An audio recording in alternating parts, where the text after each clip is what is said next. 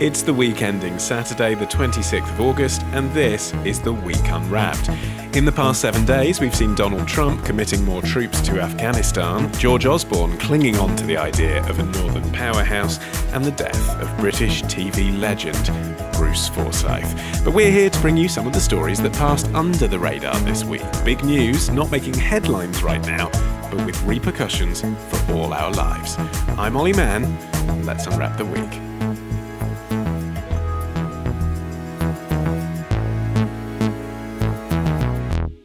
And joining me from the week's digital team this week are Cameron Tait, Rebecca Gillie, and Ashley Wassall. And starting the show this week, it is Ashley. What do you think this week is going to be remembered for? Do we need to topple the hero of Trafalgar Square?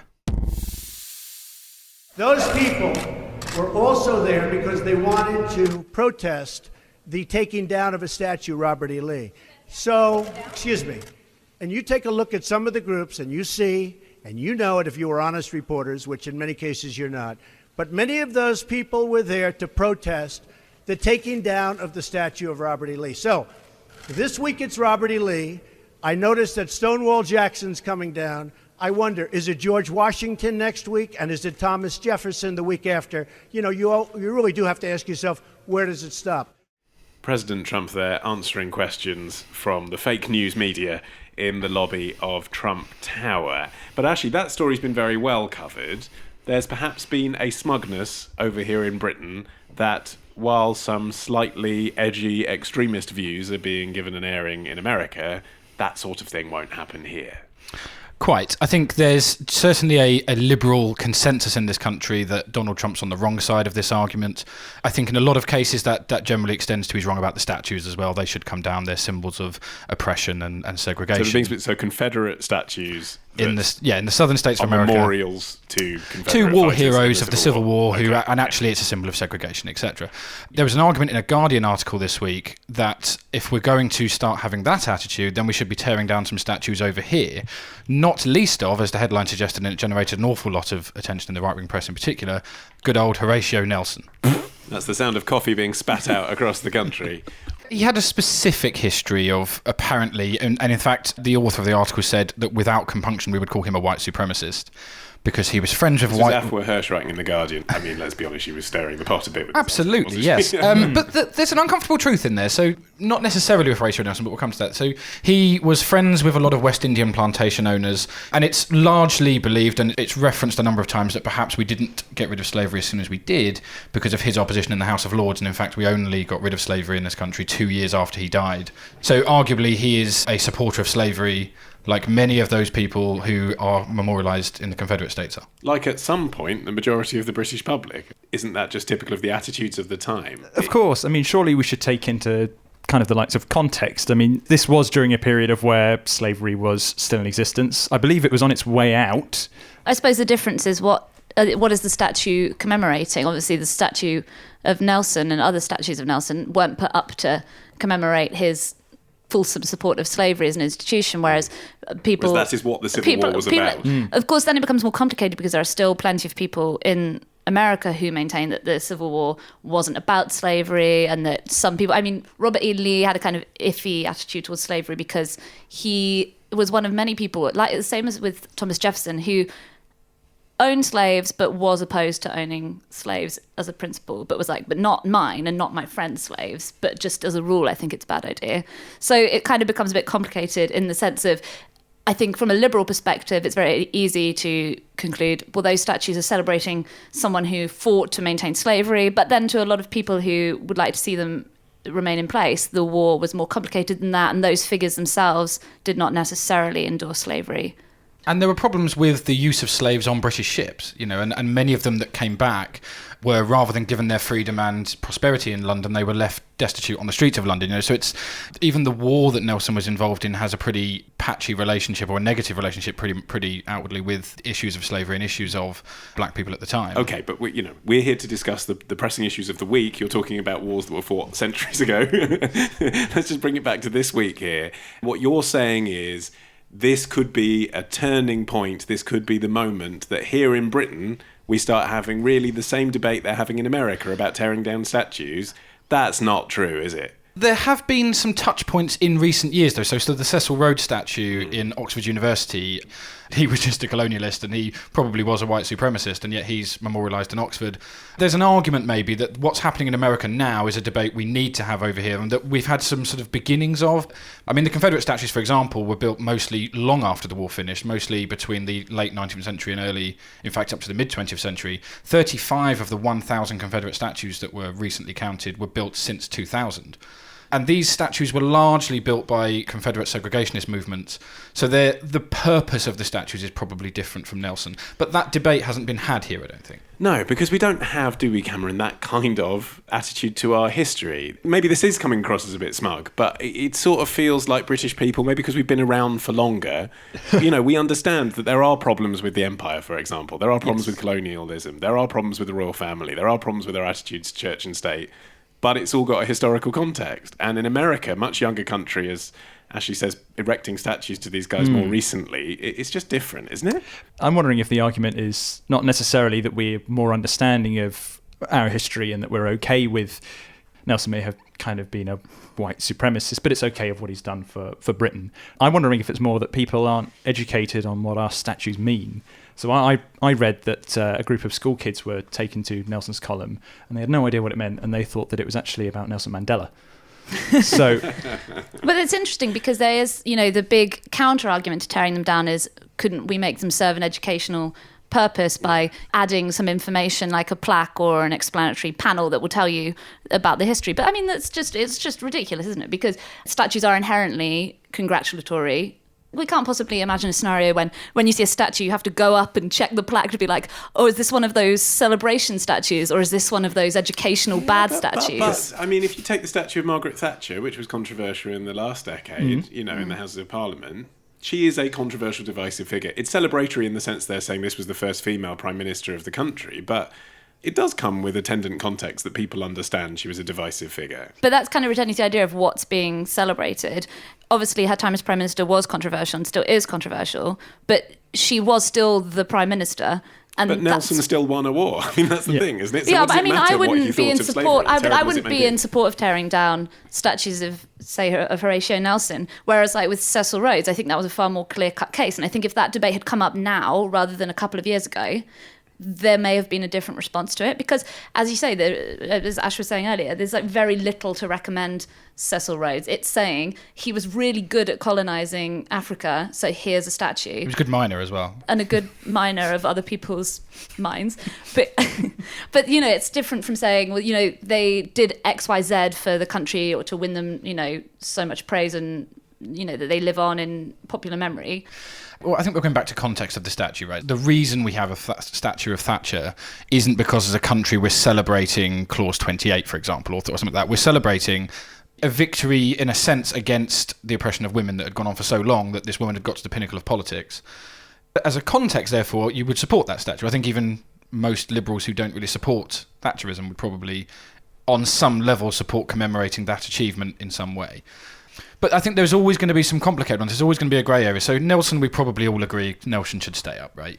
And a lot of these Confederate statues seeking consensus. Seriously. But he started his argument with, there's a liberal consensus. I'm not sure. I think, actually, that there might be a liberal consensus with Trump. And I think that's making people uncomfortable. I think liberal people might actually hear what he said, which is, where does this stop? Do we take down Jefferson? Do we take down Washington? And say, actually, on that, I mean, he might be a bit of a tool, but on that, he's right. And as Rebecca said earlier, Jefferson is a complicated figure. He inherited some plantations and slaves. He then added to them himself. He built up an empire. He had a lot of debts, and this was his business. And although he campaigned quite rigorously against slavery, he profited from it greatly. And when Trump says, is it going to be Jefferson next? It's not one of his famous off-the-cuff remarks. He's actually got a bit of a point. But that's when it becomes more about who put the statue up rather than who is the statue of. Because obviously when people were putting up statues of founding fathers, it's pretty easy to read quite pure motives in that, because they're obviously trying to embody, the values of the Constitution, blah, blah, blah. The people who put up those Confederate statues were people who were, as you say, in much later decades, like post-Reconstruction. It was a way of asserting that we were defeated in the war, and how they were asserting that white supremacy was still on top, despite the fact that the South had lost the Civil War. The argument, surely, that you just make if you say, okay, some of these people have uncomfortable histories, is you put up a statue of a marginalised figure next to them. You know, just as there's been a campaign to get women on banknotes, but, you know, let's put up some black statues. Do we still need statues? I mean, I don't know what value a modern statue would add. If a statue is kind of a historical relic, really, isn't it? Do they have a place in today's society? Well, I don't think they do. And then we're saying that we're kind of falling into Trump's both sides argument. There's no equivalency between a Confederate general who led a war to keep slavery and then be like, but also Harriet Tubman. So I guess both sides have got a point. You know, you're just falling into that same trap again. Yeah. Okay, fine. Whatever, but just hands off Nelson. Rebecca, you're next. What do you think this week is going to be remembered for? Maybe we're about to find out how he really got that scar. Deadline shocked DC fans yesterday when they reported that Warner Brothers in DC would be developing a new banner of DC films unconnected to their current DCEU, with the first project reportedly a Joker origin story set in the 80s on the gritty streets of Gotham City. The Hangover's Todd Phillips is currently in talks to direct, with Martin Scorsese on as a producer.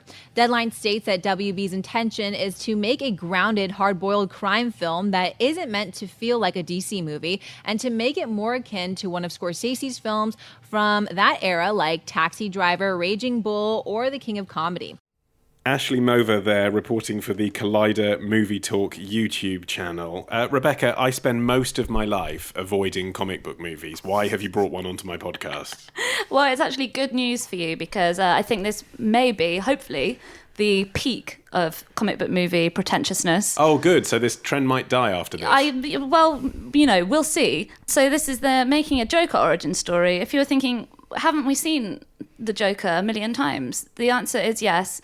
We're going back to the 80s. It's going to be kind of New York-y. Martin Scorsese is producing. They're going to go for that kind of vibe. We're going to find out even more about the Joker than we already know. Jared Leto is not going to be reprising his role as the Joker, even though he is going to be playing the Joker in the Suicide Squad sequel. And obviously you've still got the memory of Heath Ledger as Joker, who started off this whole massive Joker revival. So your story is that we might have hit peak pretentiousness because this is self-evidently ridiculous that Martin Scorsese is producing a biopic of a fictional character, which is a comic book character for little boys. But my point would be, if I was to say what this story represents, is just further consolidation of comic book universe being what films are, which is so deeply tedious for anyone with a brain, and yet that is the direction of travel, isn't it? It's not a defining moment, it's just another nail in the coffin of intelligent films. Well, I'm hoping that we may be getting towards the end of that boom. Obviously, Logan was very popular, and that took a kind of gritty, hard-boiled look.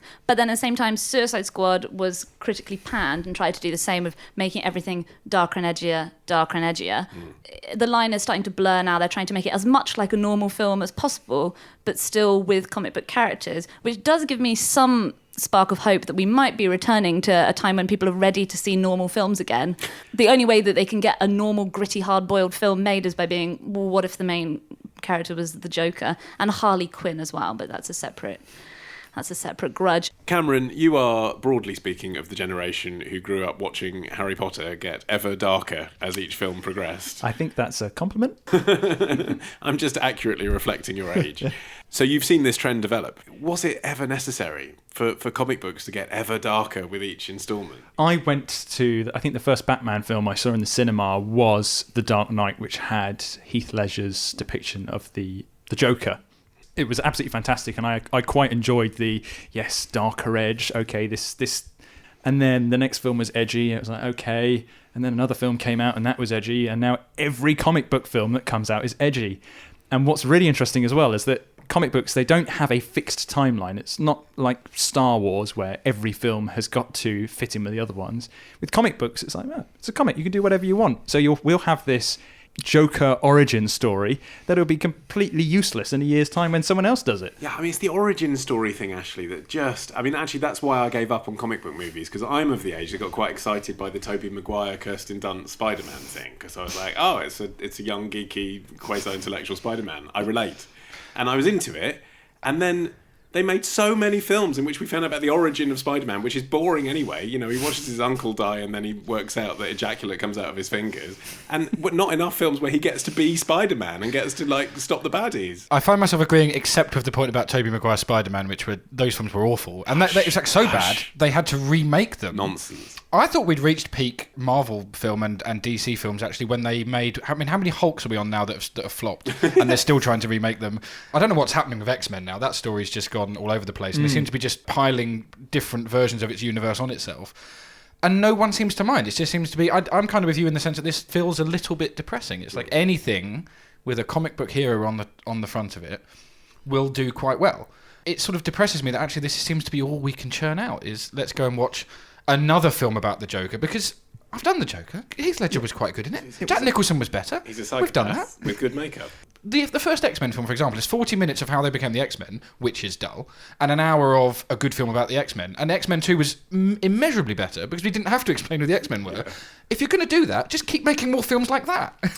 But I don't think there's anything wrong with adding to a story if it kind of takes a new angle. The TV series Gotham, for instance, I think is really good because it follows the story of Commissioner Gordon and the events of Batman when he's young. It's a rich man who dresses up as a bat. I mean, it's so self-evidently ridiculous. But it's how can you make all these films? His parents died as well, though. Thing? Well, his parents died. His parents Bless died. him. So it's about the investigation into his parents dying and also the crime in Gotham. I think that's okay. But when you This is exactly what I mean. It's like a crime series, but in order to get it into production, it's like, what if it was about Commissioner Gordon from the Batman movies? Even if the rest of it is just a completely normal story. The thing that's got me thinking about it this week particularly is the Forbes rich list has come out of actors and actresses in Hollywood, and as per usual, the men are out earning the women by a lot of money. And talk us through that, because I only saw the story of the number one of either sex, which is Mark Wahlberg, who is I think about $68 million. Yeah, so who's the highest ranked lady? Emma Stone was a top female earner. She earned about $24 million, and she came 15th overall in the list, below Jackie Chan. Okay, so the Vanessa Feltz of the high Vanessa Hollywood Feltz, list. yeah. So why was there such a discrepancy? What's got to do with superheroes? I mean, obviously some of it is kind of just ongoing, decades-long problems within the industry. But one of the specific reasons they gave was the continuing popularity of comic book franchises. And it just made me think, how are we ever going to solve that problem when we continue to use and reuse these old characters, these superhero franchises are always going to be male-led. Well, Wonder Woman. I was just about to say Wonder Woman. What they've tried to do with Wonder Woman, which is a fun film, so I hear. Although, again, I mean, it got good reviews, but fundamentally, it's kind of a sticking plaster solution because you're trying to shoehorn in the female characters or like amp up the female characters from a pre-existing canon, and that canon is a product of past decades and past attitudes, and you can try and put 21st century values onto it, but fundamentally, as long as we keep cannibalizing these, old, outdated canons instead of creating new films, we're never going to redress the balance when it comes to like gender equality, and even with race as well. You can keep trying to find a black superhero and like dust off all the racist stuff from the comics, but you're still working with like those flawed old ideas. One of the options one of the routes they've tried to go down to combat that is taking the old character and then bringing some diversity into the character. So, for example, Spider-Man in the comic books is now black. Take something it's not really superhero, but like Ghostbusters, where they turned the 4 male characters, made a film that referenced that earlier male-dominated film quite extensively, but did it with 4 women instead. Yeah, and they're doing the same with Ocean's 11. But my only problem is with that, it feels like a bit of a sort of patronising pat on the head. It's like, here we go, we're going to make a film where we're going to have 4 women in the lead role, and what we'll do is we'll make it a film that was made popular because it was done by funny men, and we'll keep referencing that film because that's why it's funny, because that film was good. It reinforces the idea that equality is when women are able to do the same things that men do, and that the men's things are still the important thing. And like, oh, look how equal we are now because we're doing an all-woman remake of something that was important, and it was important and popular because men were in it. And I think the problem is the women characters are never going to be unique in that, are they? It's going to be the female Egon and the female Winston. It's never going to be the woman character who was, in her own right had value. That's not necessarily the fault of the comic books. I get what you're saying, that they have outdated ideas, but they were literally written in the 1950s for boys. That's who bought comic books. So it's just, why use that as source material when there's so much else out there? Isn't the real problem, though, and I sympathise with all the arguments that are being made, but isn't the real problem, though, that people don't care. The reason comic book stories are so popular is not because the studios are going on some, misogynistic bent. It's because people keep buying cinema tickets to go and watch all these Marvel films. So our problem really is with those dastardly millennials again who just keep going out and watching all these rubbish films. I would object to that. I wouldn't say it was millennials. I'd say a lot of it is to do with the markets in emerging countries, specifically in China, where the Transformer movies, for instance, Mark Wahlberg, obviously the top earner this year, is in the Transformers movies. They are massive earners because in those countries it's much easier to sell either characters that people are familiar with all over the world or action movies that don't require a lot of cultural nuance or overcomplicated dialogue to understand. Are we going to go and watch a Scorsese-produced Joker origin story? Because personally, if it gets 5 stars and everyone says it's great and the actor gets nominated for an Oscar, just like with The Dark Knight, I'm still not going. I'll probably wait for it to come on Sky and then download it. I love Martin Scorsese, so probably yes. I've seen one too many Joker Halloween costumes, so no. I did see a great tweet actually saying that presume that Leonardo DiCaprio will play the Joker, Joe Pesci his father, and Robert De Niro the grandfather, which is just exactly what Martin Scorsese does to almost any story that he works on. Right, Cameron, your time now. What do you think this week will be remembered for? Well, Britain, it's time to get physical. Before I got into aerobics, I went jogging once. And then I joined this exercise class, but I only went twice. But the first time I started aerobics, I was hooked. It was like the time they gave me ice cream when I got my tonsils out. I thought, hey, this could be fun. And it is. Arlene Wright there on the aerobics show 20-minute workout. Cameron, tell us why this is important this week. Well, what's important about this story this week is the NHS is considering providing incentives to change our sedentary lifestyle to get up and get exercising. And some of those incentives include taking money off your shopping bill to even getting, ironically, free cinema tickets. Why is that ironic? Because you'll be... people like sitting down? Is that well, no, you're getting rewarded for kind of finally getting up and exercising, so let's go and sit down for a couple of hours. So the idea that they're considering, and it is just considering, yes, is you'd have an app on your phone. Yes. That it's like a pedometer, right? It's like Yep. any of these things, except it's built by the NHS. And then if you achieve certain things, it's carrot and stick, basically, isn't it? Yeah. You achieve certain things, you get a reward, and that reward might be money off your shopping. Exactly. In principle, the idea is fantastic. It would get people to give them a shove to go and get a bit more exercise. But really, I can see quite a lot of flaws with it actually working, particularly on the technology side of things. Enlighten us. Well, you get a reward if you listen to this answer in full. Not free cinema tickets, I'm afraid.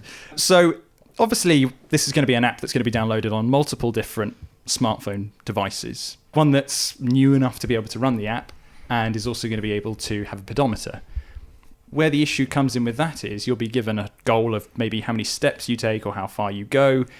But is your phone actually accurate enough to log that correctly? You might find that you're not actually getting nearly as much exercise as you're meant to do. And couldn't you just strap your phone on your dog and have them go and run around in circles? You could, yes. There was an investigation by Wired into what devices are, do they all match up? Is it all similar? Some of them were massively far out because the technology really isn't there yet to accurately monitor how many calories you're doing or how many steps you're taking. I suppose the issue as well, Rebecca, is that you're actually potentially being prescribed this by your doctor or referred to it by a health practitioner. Someone says, you weigh too much or you need to do some more exercise. Here's an app, download this, and it will give you incentives along the way. A lot of those people, sort of socio-demographically, are going to be people that don't have the latest smartphones. So they're not going to necessarily be able to use this app. Yeah, of course. So there's on one hand, do they actually own the technology? And then obviously there's a question of, will they understand how to use it? Especially, there's an obesity problem, especially with middle-aged and older people. They're not necessarily going to be as au fait with using that technology. And obviously it is open to flaws as well, the accountability aspect of it. If your goal is to lose a certain amount of weight, that's relatively easy to monitor. But if it was to do a certain amount of steps, I think it'd be quite hard to enforce. The concept behind it bothers me slightly in that it's a good idea in the sense that if we can invest money now in preventing people from becoming obese, and that's obviously a huge crisis for the NHS that's going to get worse in the future, then that's all to the good. But because it's a public health service, they obviously have some leverage to suggest ways that we could improve our health. But are we kind of turning into human hamsters? I think we're all being massive killjoys about what can only be a positive idea, right? We talk about hamster wheels and micromanagement and things like that, but the whole point of this is they're not micromanaging. Because one of the alternatives to this, and we have a single payer system in this country, there are going to be massive problems with that, in that we do have an obesity problem. Diabetes is likely to become an epidemic in the future. And we're talking billions and tens of billions of pounds and hundreds of billions of pounds even of NHS money. So what does the NHS do about it? One of the ideas over time has been deny treatment to people, or make them pay for treatment where they don't take evasive action. So if you're fat and you have problems related to being fat that causes you to need the NHS to spend money on you, you contribute to that care or they deny you it. There's already been issues of people who smoke not getting treatment for lung cancer or not getting on the waiting list and things like that. And generally speaking, people think this idea is barbaric because it's a single payer system. People should get help and we shouldn't be taking all these lifestyle measures. So instead, they're trying to come up with ideas. And these aren't new, by the way. They've been running trials on this since at least 2008 in terms of articles I found just looking today.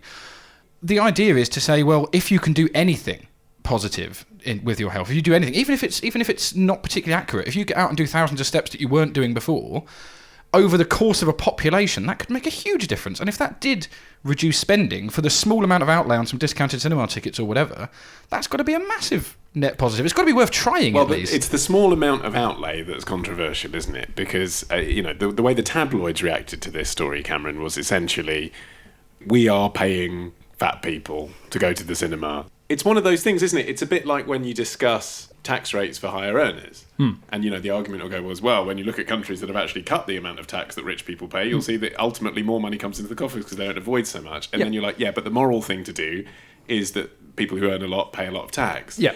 This might cause people to lose some weight and not be such a burden on the NHS. Yeah.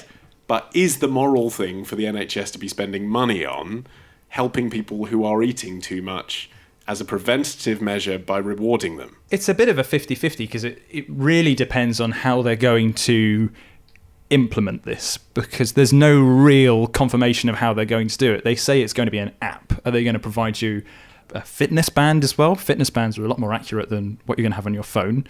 If it was just an app, it's incredibly cost effective. I mean, you're paying someone to develop a piece of software that will get distributed across millions of people. Yeah, but hold on, I asked you about morality and you're answering about technology. Is it the right thing to do? The numbers might say this will help the public health, but is it the right thing to spend public money on? Why not? If it is how it is, they're developing an app, it's incredibly cheap. You're not paying millions and millions and millions of pounds. You're paying for a piece of software that's getting distributed. What would be an issue is if you are investing money into app development and fitness bands for people, and then free cinema tickets and money off your food, or, what's next? If Cameron can take an ethical question and give a technological answer, I can give a money-based answer. And the thing surely is if it works. If it works, it's a great use of taxpayers' money because it's reducing taxpayer spend in the long run, right? And we're talking about, I think the budget they had for this is something like 450 million. They've had a fund for quite a while to do this kind of work. The ideas they had back in 10 years ago were giving money to businesses to incentivise their staff to get fitter. In 2008, there was a report in the Telegraph about one idea they had, which was running competitions within companies funded by the NHS for who could lose the most weight, and they won £130 if you lost the most weight in this company. That sounds incredibly open to an HR problem. And incidentally, the Aberdeen University said it didn't help people to lose weight over a 12-month period. But what they said was we need to have more qualitative measures, so get people eating fruit, get people exercising, things like that, anything that can incentivise that. So actually, this fund has been around for a while. It is a fraction of the NHS budget, which is in the high tens of billions.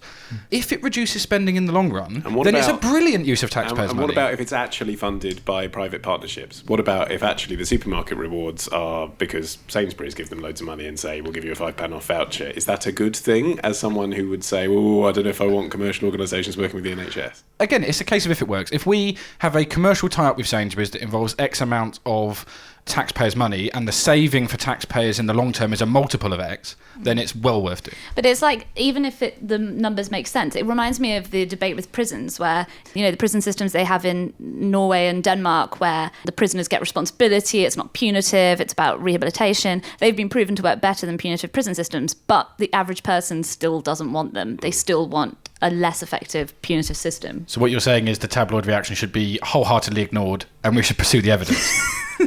Final thoughts on this, Cameron. You've chosen this as your moment of the week. Yes. Why? Because, some would say, well, this is just another press release in August. This isn't a turning point. What's the thing that's changed?